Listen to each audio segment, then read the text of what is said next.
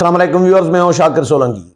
Viewers, नून league पर तनकीद हो रही थी मुख्तलिफ जमातों और मुख्तलिफ रहनुमाओं की जानिब से। मीडिया में भी तनकीद हो रही थी कि नून लीग अपना इंतखाबी मंशूर जारी नहीं कर रही और अभी तक जारी नहीं कर पाई।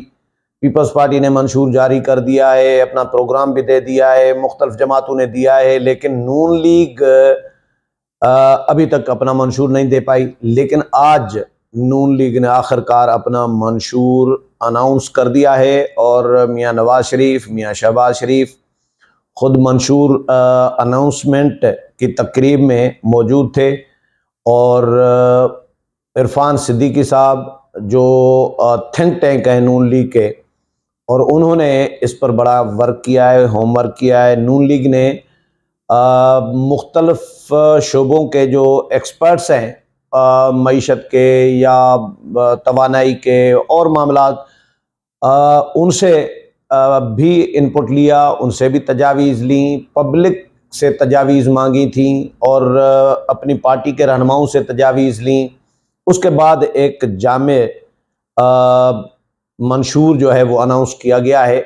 मंशूर पर सारी जमातें ये कह रही हैं, सारे लीडर कह रहे हैं कि भाई सियासी जमातें मंशूर अनाउंस तो कर रही होती हैं लेकिन मंशूर पर अमल नहीं होता। ये सियासी जमातें खुद भी मान रही होती हैं, लेकिन एक तरीक़ाकार जो रहा है कि भाई आप जो वोट मांगेंगे लोगों से तो किस प्रोग्राम के तहत वोट मांगेंगे, आपका प्रोग्राम क्या होगा। ये प्रोग्राम है मंशूर जो होता है कि हमने कौन कौन से तीर मारने हैं इक़्तिदार में आके, अवाम के साथ किस तरह चलना है, हमने मुल्क के लिए क्या करना है, अवाम के लिए क्या करना है। नून लीग ने 1 करोड़ नौकरियों का भी बड़ा इसमें ऐलान किया है। वैसे नून लीग मदरत के साथ के नून लीग नौकरियां देती नहीं है, नौकरियां छीनती है। हमेशा यही रहा है, कभी गोल्डन हैंडशेक के नाम पे, कभी किसी और नाम पे। तो नौकरियां देती है पीपल्स पार्टी। हाँ, नून लीग के दौर में और काम बहुत होते हैं, मोटरवेज बन रही होती हैं, मुल्क तरक्की कर रहा होता है, मईशत को बेहतर बनाने की कोशिश कर रहे होते हैं। नून लीग के दौर में जो सनतकार तबका है वो खुशहाल होता है। और लेकिन ये भी एक अलग नून लीग का अपना तरीका है हुकूमत करने का, और तर्ज़ हुक्मरानी जो है जिसको कहें, नून लीग का अपना है, पीपल्स पार्टी का अपना है। दोनों का ख़राब नहीं है, मेरी नज़र में दोनों का बेहतरीन तरीका है। नून लीग सिर्फ नौकरियां छीने न, नौकरियां नई न दे लोगों को, लेकिन नौकरियों से निकाले तो न। तो नून लीग ने बदनाम हो चुकी है इस मामले में। नून लीग नौकरियां नहीं देती, तो 1 करोड़ इसमें नौकरियां अनाउंस की हुई है, ये बहुत बड़ी बात है। ये इमरान खान वाला काम न करें कि हम इतने करोड़ 50 लाख घर और 1 करोड़ नौकरियां देंगे, लेकिन 1 साल में तो नहीं। नून लीग ने 5 साल में कहा है, 5 साल में देना चाहे तो दे सकती है, अनाउंस तो किया है। और ज़रूरी नहीं है कि अमल दरामद 100% ही हो। एक प्रोग्राम दिया जाता है, उसमें अगर 50% पे भी अमल हो जाए, ये तो सियासी जमातें बदकिस्मती से 50% भी अमल दरामद नहीं कर रही होती। आज इरफान सिद्दीकी ने भी ये बात की है कि मंशूर तो सियासी जमातें देती हैं लेकिन उस पर अमल दरामद नहीं होता। तो आज जो मंशूर दिया गया है उसके में नुकात और बता देता हूँ, जो चिदा नुकात हैं मंशूर के। मंशूर तो बहुत तवील होता है, लेकिन इसमें मंशूर में कहा गया है कि जी, एक तो नेब को ख़त्म करने की बात भी की गई है, ये भी बहुत बड़ी बात की है। कहा गया है कि तमाम सरकारी दफातर को माहौल दोस्त बनाएंगे, पार्लियामेंट की बालादस्ती को हर कीमत पर यकीनी बनाया जाएगा, आर्टिकल 62 और 63 को अपनी असल हालत में बहाल किया जाएगा, पार्लियामेंट की बालादस्ती को यकीनी बनाया जाएगा।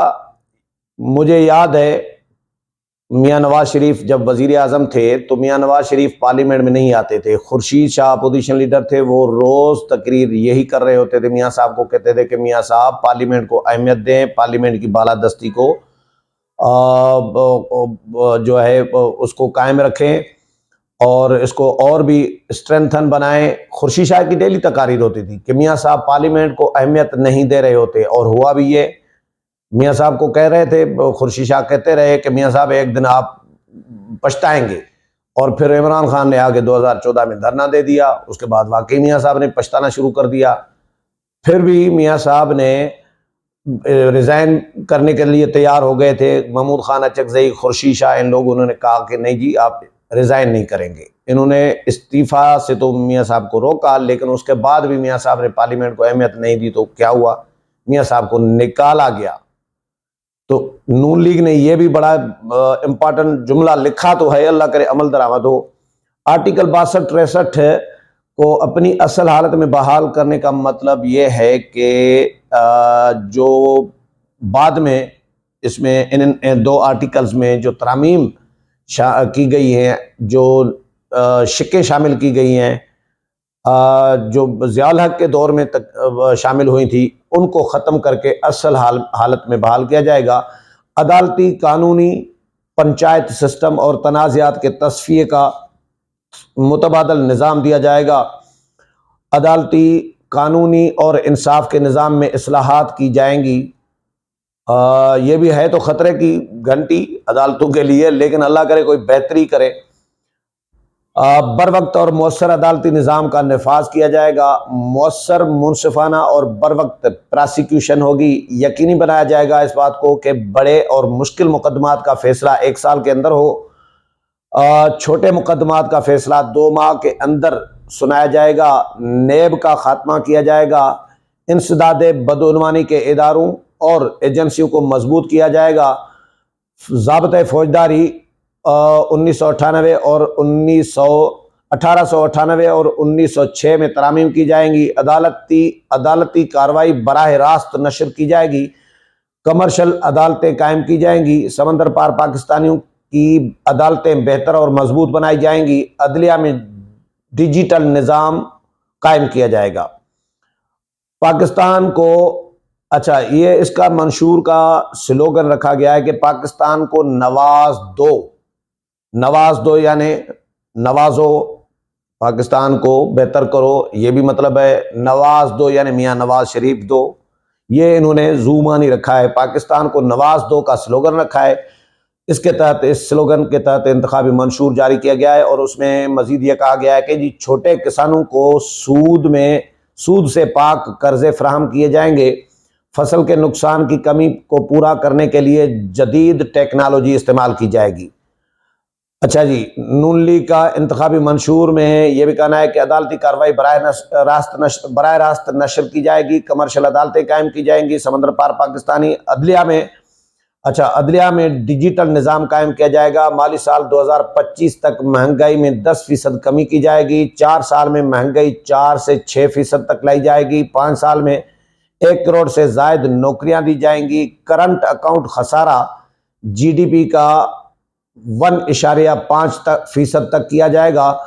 5 साल में सालाना बरामदात 60 अरब डॉलर तक पहुंचाने का हदफ मुकर्रर किया गया है। नून लीग के मंशूर की तकरीब से खिताब करते मियाँ नवाज शरीफ ने कहा कि जी माजी की ज़ियादतों को फरामोश करके मुस्तकबिल की मनसूबाबंदी करने के लिए आया हूँ। मुल्की अवाम की खिदमत करने पर कई बार जेल का सामना करना पड़ा। आज शिकायत लगाने का मूड में नहीं हूँ। मुस्तकबिल की बात करने आया हूँ।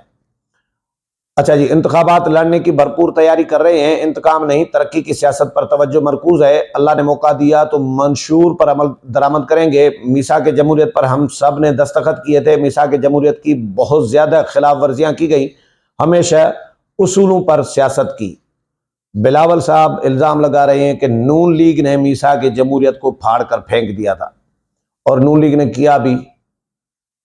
जब यूसुफ रज़ा गिलानी वजीर आजम बने थे, व्यूअर्स आपको याद होगा, पहली तकरीर पार्लियामेंट में की थी, तो उसमें कहा था गिलानी साहब ने कि मेरे दौर में कोई सियासी कैदी नहीं होगा। जितने भी सियासी कैदी हैं, मैं पहला आर्डर बतौर वजीर आजम ये करता हूं कि उन सबको रिहा कर दिया जाए। और वाकई 5 साल में कोई सियासी कैदी नहीं था, कोई बंदा गिरफ्तार नहीं हुआ था।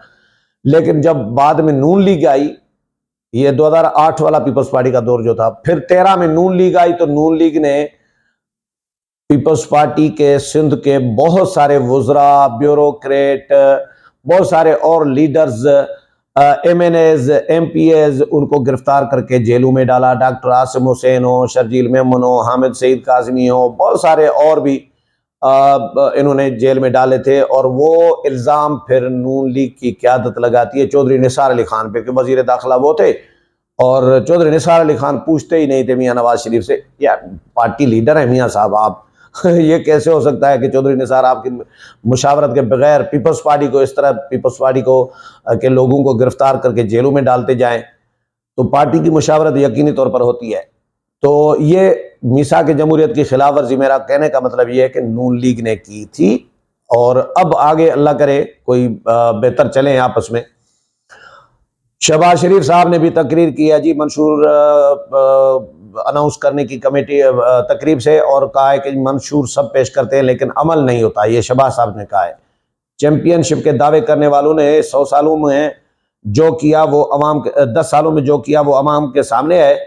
अच्छा जी, यही है तकारीर। फिर जो इरफान सिद्दीकी साहब हैं उन्होंने फिर शुरू में अपनी जो जो इफ्तिताई जो कलमात हैं वो कहे थे, और उसके बाद ये मंशूर अनाउंस कर दिया गया है। अगले प्रोग्राम में फिर मुलाकात होगी, तब तक इजाज़त चाहता हूँ। अल्लाह हाफिज़।